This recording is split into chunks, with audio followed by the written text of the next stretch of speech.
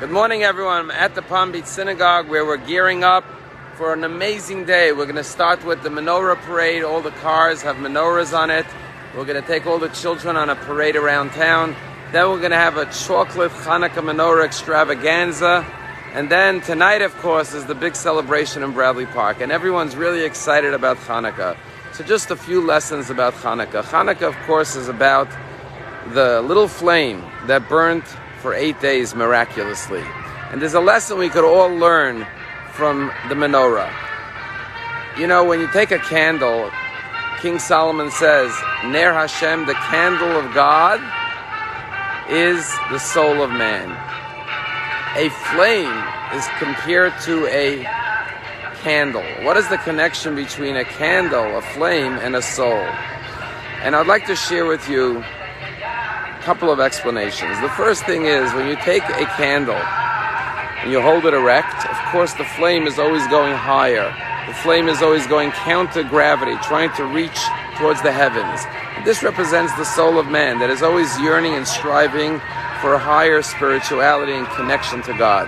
But here's the amazing thing about a candle. If you take a candle and turn it on its side, the flame still goes upwards.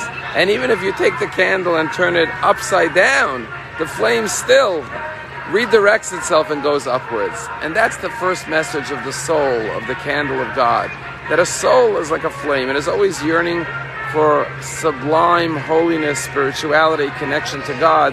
It is always striving to go higher. And no matter what position the soul is placed in through the body, even if a person is lying horizontally in life, or even if their lives are turned upside down, nonetheless the soul always pulls the person higher because it is always redirecting itself to go towards the heaven, towards spirituality.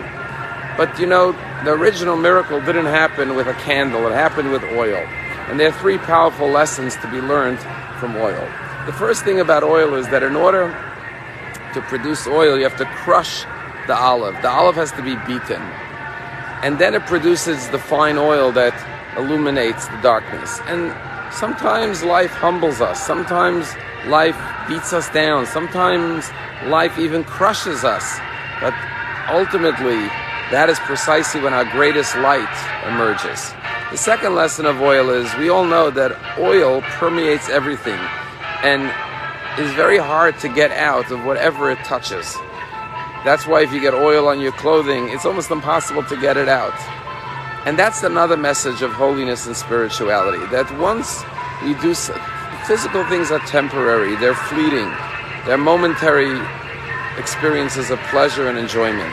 But the spiritual actions we do, the good deeds we do, permeate every area of our life, and they never leave. They remain permanently absorbed and attached to our character, to our soul. They remain part and parcel of our essence. And then the ultimate lesson of the oil, and that is, when you mix oil with any other liquid, it never mixes. Not only doesn't it mix the oil and the water, but the oil always rises to the top. And that's the message of the soul. The soul can never be diluted. The soul can never lose its identity. It can never assimilate in the water. But like the oil, the soul always rises to the top. And that's what we have to remember. Sometimes life tells us, we're ordinary, you're like everyone else. Lose your identity. But the oil and the candle of God reminds us, you're unique. You were created to be great. And therefore you must always rise to the top and never lose your sense of self. As someone once said, you were born an original, don't die a copy. Tonight we're going to have a merit of making not one blessing, not two, but three over the menorah, because on the first night of Chanukah we make a third blessing, thanking God for the miracle of living to this day. There's a story told about the blush of a Rabbi who was in Bergen-Belsen during the concentration camps, and he gathered the Jews in the camp and he lit the menorah. They managed to get some oil and some wicks and carve out some potatoes and make a menorah. And as the first night he had one little candle, and Jews were huddled in the barrack together, and the Rebbe closed his eyes and started to recite the blessing with great fervor and emotion. And first he made the blessing thanking God for the mitzvah Lahadlik Ner Shel Chanukah. And then he made the second blessing of She'asa Nisim, and performed God miracles for ancestors in those days as in our days.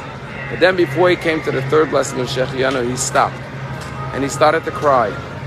And then he opened his eyes and started to look around the room. And he looked intently at every Jew in the barrack. And then with great fervor, he recited the blessing of Shechianu, V'kimanu v'gianu zmanazeh, that you allowed us to live until this day. And after they sang the songs in hushed tones of Haneres Halalu and Mo'ez Tzur, someone asked the Rebbe, why did you pause before the third blessing? Close your eyes and then open your eyes and look at everyone and then recite the third blessing. The Rebbe said, when I came to the third blessing, I asked myself, how can I thank God, Shechianu v'kimanu v'gianu zmanazeh, that I've lived to this day? This day, this horrible day of being in the concentration camps, of being murdered, of being gassed, of being put into the crematoriums, God forbid, and to being put into the gas chambers. How can I thank God honestly for living to see this day? But then I opened my eyes and I looked around and I saw how each one of you didn't lose your faith in God. Despite everything we're enduring, you still gathered to light the menorah. And I thought about the miracle of Jewish existence, that we never lost our faith.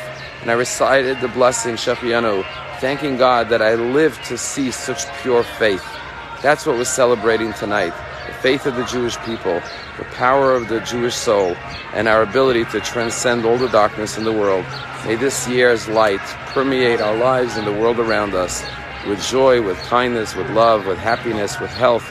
May all the darkness be banished. Have a Chag Sameach.